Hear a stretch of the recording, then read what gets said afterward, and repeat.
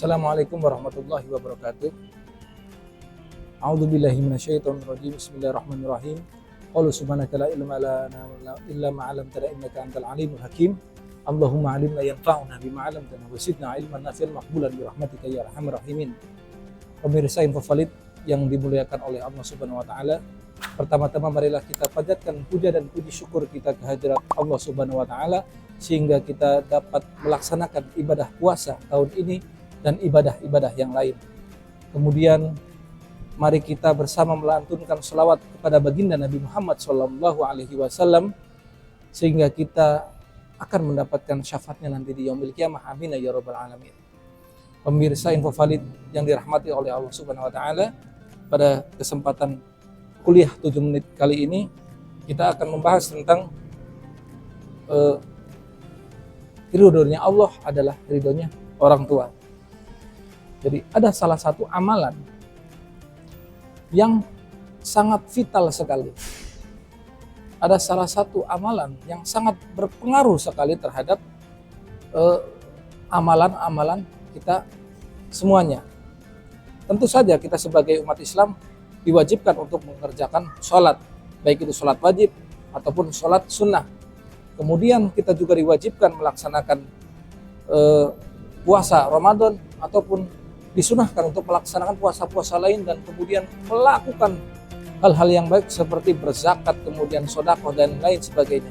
Tetapi ada satu amalan yang mana menggugurkan semua amalan-amalan tersebut, yaitu amalan kita berbakti kepada kedua orang tua. Ada suatu kisah di zaman Nabi Muhammad SAW, ada sahabat bernama Al-Qaumah. Al-Qaumah ini adalah sahabat yang sangat rajin sholat 5 waktu, sangat rajin berpuasa wajib ataupun berpuasa sunnah, dan sangat rajin mengikuti Rasulullah SAW. Nah, dalam suatu ketika sebelum Lebaran, Al-Qaumah ini membelikan sebuah baju. Mohon maaf, dua buah baju. Yang pertama buat ibunya, dan kemudian yang kedua buat istrinya. Kemudian Al-Qaumah pergi ke pasar, kemudian membelikan satu baju yang merek yang bagus atau dengan bahan yang kualitas tinggi. Itu dia ingin berikan kepada istrinya. Dan kemudian yang kedua bahan yang biasa saja dan ingin diberikan kepada orang tuanya, kepada ibunya. Nah, kemudian ketika pulang, ternyata si Al-Qaumah ini salah memberikannya. Yang bagus diberikan kepada istrinya, yang bagus diberikan kepada ibunya, kemudian yang jelek dikasihkan ke istrinya. Sehingga sampai kemudian Al-Qaumah ini menyadari, oh ternyata salah. Kemudian datang lagi ke ibunya, wahai ibunda, mohon maaf, baju yang sudah diberikan ternyata ini yang bagus buat istri saya. Kemudian ditukarlah dengan yang jelek. Di situ ibunda Al-Qaumah termenung ataupun jengkel. Kalau orang kita kalau jengkel udah terdiam itu berarti jengkel banget. Saking jengkelnya sampai tidak bisa berkata apa-apa si ibunya Al-Qaumah ini.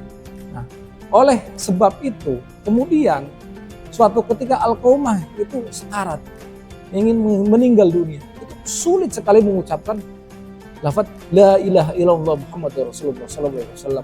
Itu sangat kesusahan. Sampai kemudian Nabi Muhammad masih hidup waktu itu berbicara kepada ibunya, ini anak kamu Al-Qaumah kenapa tidak bisa mengucapkan lafaz la ilaha illallah, padahal saya tahu Al-Qaumah ini adalah orang yang sangat rajin beribadah. Kemudian barulah menceritakan kejadian yang tadi dialami oleh ibunya. Jadi ibunya masih belum ridho dengan kejadian tersebut. Kemudian akhirnya Nabi Muhammad menyuruh untuk Al-Qaumah dibakar. Tetapi yang namanya ibu ya. Yang namanya ibu tetap saja sayang kepada anaknya. Kemudian, ya hai Rasulullah, jangan dibakar anak saya. Saya ampuni dosa-dosanya. Saya ridho karena dia bagaimanapun juga anak saya, wahai Rasulullah SAW. Ketika itu pula Al-Qaumah bisa melafalkan la ilaha illallah Muhammadur Rasulullah SAW, kemudian meninggal dunia dengan selamat. Jadi begitulah pentingnya kita menghormati orang tua kita, terutama ibu. Al-jannatu tahta aqdamil ummahat. Surga itu berada di telapak kaki ibu.